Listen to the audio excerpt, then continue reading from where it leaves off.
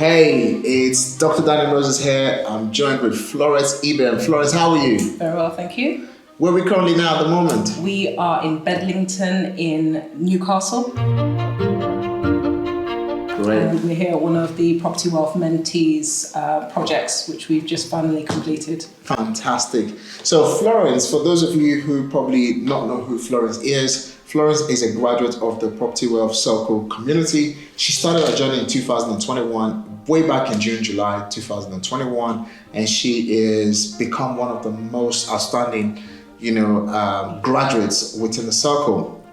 And just in the last 12 months alone, she has been involved with 10 of my personal projects, and as well as other projects. I do have a few of my own construction projects going on for some of my clients.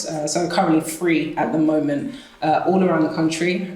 So we've got one in Bromley, the infamous one which we've seen on the Property Wealth forums. We have one in Darlington and also one in Kent, Gravesend. Fantastic. So just basically looking at, this is your first single-let construction. So basically on this, second. Oh, good, thank you. You see, I forget things a lot. So second. So I mean, looking at this particular project, for the fact that you were dealing with clients who were in the academy, which is the World Soccer community, and as well as managing through these projects, one thing I wanted to quickly ask you is, first of all, why should anyone even think of buying a property up north in England, like literally live in London, coming all the way to Bedlington? I mean, quite simply, it's just the lowest barrier to entry into property. So we hear about people investing in property with, having use of significant amounts of money. A lot of people would like to invest in their area. So obviously we're from South. We have a lot of people who want to invest in the South, but they don't quite have the money to do that.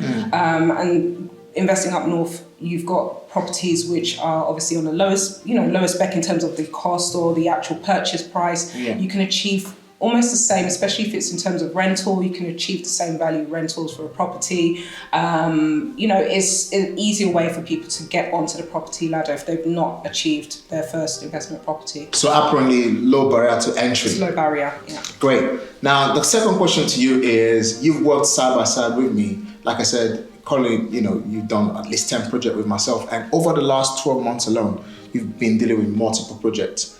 Now, considering the fact that you've barely been in property for less than 3 years, all right, and you're a female in a male-dominated industry, how does that make you feel? I would say I'm proud of myself, for sure. I'm proud. By the way, let me actually pause you there. I am so proud of this lady. I remember the first time I met her, and I said, I want to empty my brain. I just want to, everything I know, I just want to give you all of it. And she said, don't say that, but look at you today. Yeah, no, it's been an interesting journey for sure. One I don't regret. So for people who know me, I've left my career job to go into property, and it hasn't been easy. I tell people all the time, it's not easy. You used to tell me all the time, you're going to go through the muck. And I said, absolutely not. I'm not for that. But unfortunately, that's something we all have to do. And I think I've, with the help of Daniel as my mentor, speaking to other people in property, within the wealth community, even outside of the wealth community, developers, different professionals, I've been able to draw on different people's expertise. And that's really helped me to avoid, the journey is stressful, but it's helped me, really stay sane through this process. And I've learned a lot for sure. And I'm just happy that I've been able to take it in to give to my clients and partners and people that I'm working with. So I think that's the most important thing. Fantastic. So in this particular project, I just wanted to now focus on 3 tips. And obviously, for example, how we found the property. And number 2 is how we found the builders. And thirdly is how we've managed remotely the builders, getting this project to complete. I mean, 5 weeks later, look at the transformation we've had in this amazing property. So the first thing is, what did we look at when we were actually buying this property? Even though obviously low barrier to entry, up north Bedlington, what is the first thing that we looked at? Just one point. The first thing, we were looking at the cost. We wanted to we knew we were going to get a property which was going to be a lower value. We knew there was going to be some level of work to try and get the property to a habitable state, but we knew that the cost for refurb we wanted to keep low. We didn't want to go crazy because, again, that would kind of defeat the purpose of getting a low level investment or low purchase investment. So we looked through different purchases options. So you mentioned how do we look at property? Well, you know, how we found a property. So we went through auctions, we spoke to different agents, we found this property which fit the mark for the clients. In terms of the builders, so initially as a project manager, you don't tend to just go to one. We scoped out a few locally. You know, some people would, you know, prefer to use their teams from outside of town, which sometimes could be a bit more costly. There could be disadvantages in the sense that, you know, sometimes your outside builders don't necessarily know the area. You know, there's incremental costs that impact the project. So we decided to go with local, and we screened a few of them, and we found our team. Richard. Absolutely. We don't want to give away the whole name. Yeah, so Richard he's part of our team, he's part of my team as well. And the most important thing was we managed to build a relationship. And that's, I think, the most important thing, because when I speak for myself as a project manager, but obviously with investors, if you're going to do this yourself or you're going to get somebody to do it and you're working from out of town, you want to make sure that your relationship with the builder is on point. You need to work to establish that, because at the end of the day, the builders have their own, they've got other jobs they can go to, right? And if you're going to give them the property, yes, they've got an option to take it, but it's not just about picking a builder and then just giving them the money and they get going. You've got to establish a relationship and build rapport. You have to have communication so that the builder understands what level of refurb you're after, and they can relay that can be conveyed in the finished work. And, you know, obviously going forward as well, if you have that person that you can trust, you can just give them all your projects. You know, you don't have to worry. If you like, you can go on holiday and just give the stuff to the builder and make, you know, you can rest assured that your project will be delivered. I mean, it's not as easy like it's not as easy as that. Obviously, you know, there is significant project management that's required for that. But, you know, again, it's part of, you know, that whole process. You know, you can have a good, amazing project manager, but if you've got the wrong contractor or builder, so it's a problem. So moving away from that a little bit, so we done it, like our due diligence is so far I'm really very proud of the due diligence process that we have. It's quite robust, because even the builder himself, I know we mentioned his name, Richard, on this video, and he's actually in the room right now watching this. And just let you guys know. So the due diligence was very robust. Yep. And at some point, I'm sure he probably would have gotten a bit frustrated if these guys just keep coming with questions after questions after questions. Why do you think it's so important for clarity before actually even putting pen to paper on a project? Because it's well and good to do due diligence, but clarity was very important. Mm-hmm. So let's go through to due diligence, and then let's speak about clarity. What was those vital role, you know, in this project that allowed us? I mean, 5 weeks later, I came in and I was just like, Mr. Richard, thank you so much. Yeah. I mean, when you're looking at builders, I mean, again, there's so many different things we can talk of, but essentially most important, especially if you're working with somebody who you've never worked with before, it's important to understand the level of work that they've been able to deliver in the past before your project. It's important for you to see examples of what they've done. So essentially, you know, if you're getting a builder to do construction, for example, or just general refurb, but the only thing they've ever done is landscaping, then you'd kind of want to see, you know, if you're going to employ them to do a kitchen install, electrics, plumbing, you want to see the work that they've done. So typically what we would have done as part of our due diligence would ask for examples of work that they've done, whether it's in a portfolio pack, whether it's through client reviews, whether it's through, you know, I did some check or level with the suppliers that they worked with. So we've looked at all those items, that as an item as part of the due diligence. We also looked at the length of service. So typically, if I'm honest, I don't like to work with anybody who has done less than 12 months. in construction, and that's just because of my personal experience in a previous project, which some may know, some may not know, but that for me was a learning curve. So just going forward for me, if you don't have history, I'm not going to be working with you. It just is what it is. I want to see that you have a history. I want to see you have a relationship with suppliers, like, if it's Howdens or Benchmarks or whichever trades net association that the builder is part of. I want to see some sort of review and evidence in writing to show that, yeah, they actually do business with these third parties, because that gives me comfort knowing that, okay, they're not a rogue trader. I'd also want to know about their financial. I don't really, I ask about financials, and people kind of get a bit funny, thinking I want to know, where they're spending their money. We did ask that. Now, we don't. What we typically would want to know is to know that the person we're about to employ is not going into bankruptcy, because again, obviously, working with someone like that, there could be the best angel in the world, but unfortunately, we've had a builder that's worked with us 6 months later, and there was a lot of repairs, issues from the work that they've done, and the next thing we saw was, we've gone bankrupt. Yeah, exactly. So it's not any bearing on the character, it's more about,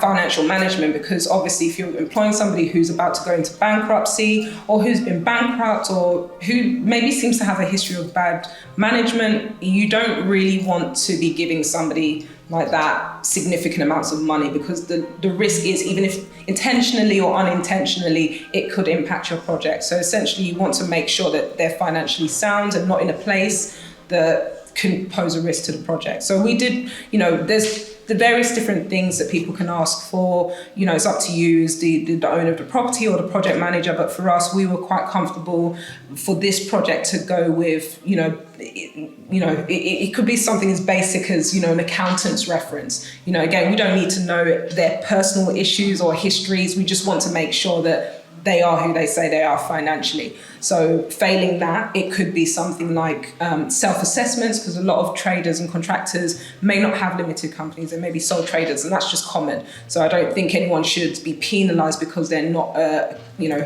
company, but there's self-assessment filings that people can do that, some contractors would be willing to provide. So for that was sufficient enough. We did some other things, but this is the basic standards of due diligence. Great. Now, moving away from due diligence now, the project is now fully completed. Like, I am so super, super proud of what we've achieved here.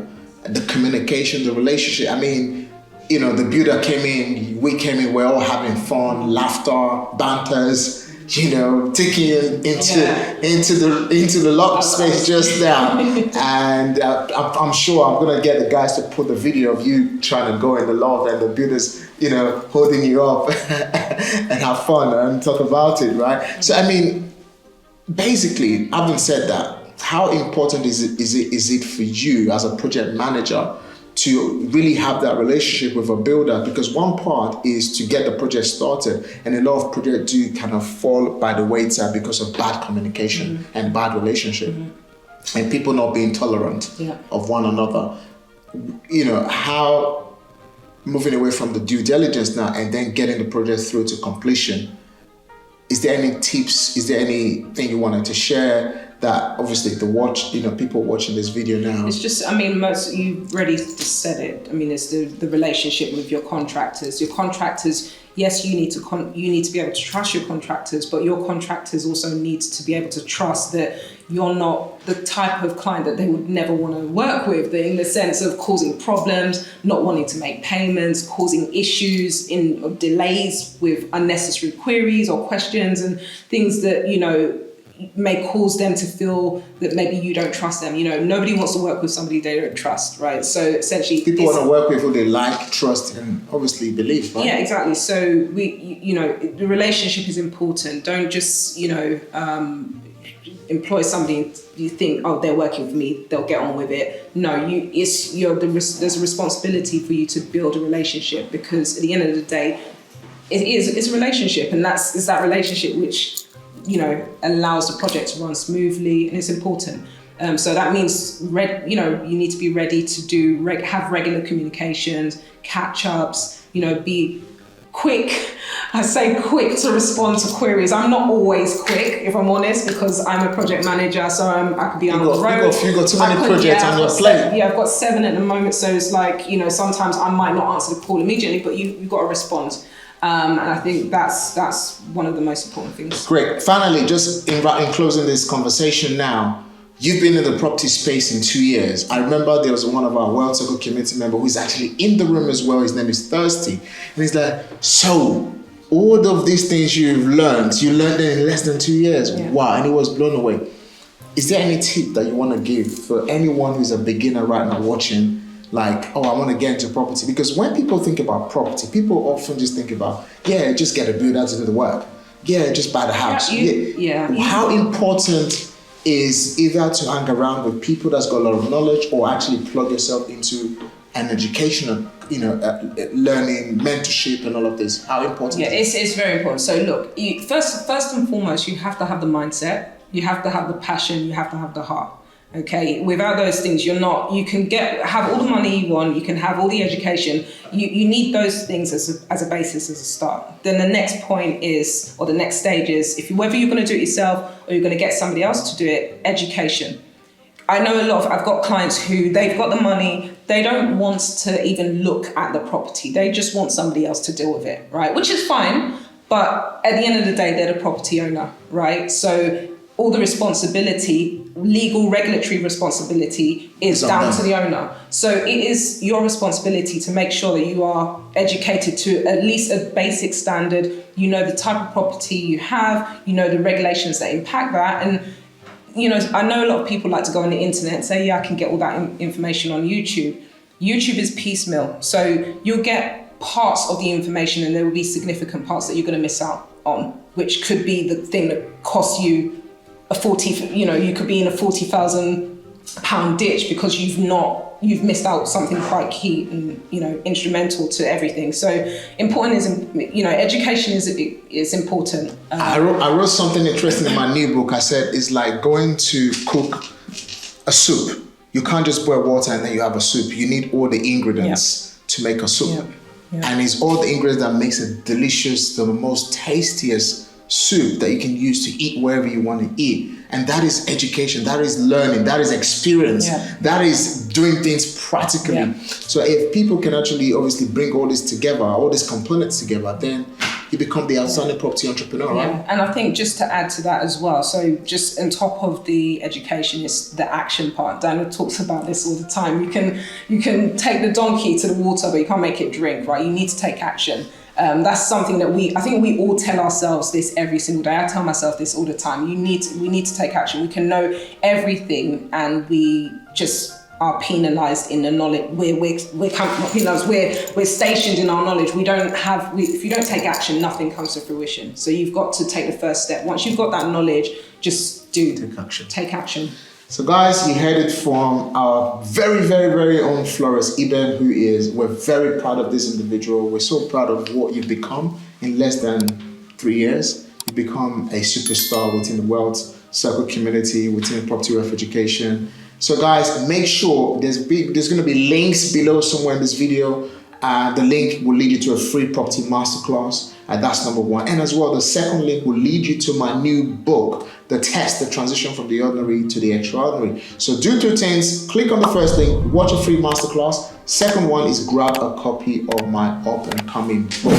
So Florence, Bedlington, Newcastle, it's been amazing having you with me. And we've got Kevin in the room as well. So guys, make sure like, share, and comment. And let a friend and of a friend and of a friend and of a friend have the link to watching this video and share your thoughts. Is there anything that we could have done better? We'll see you on the next one. Take care.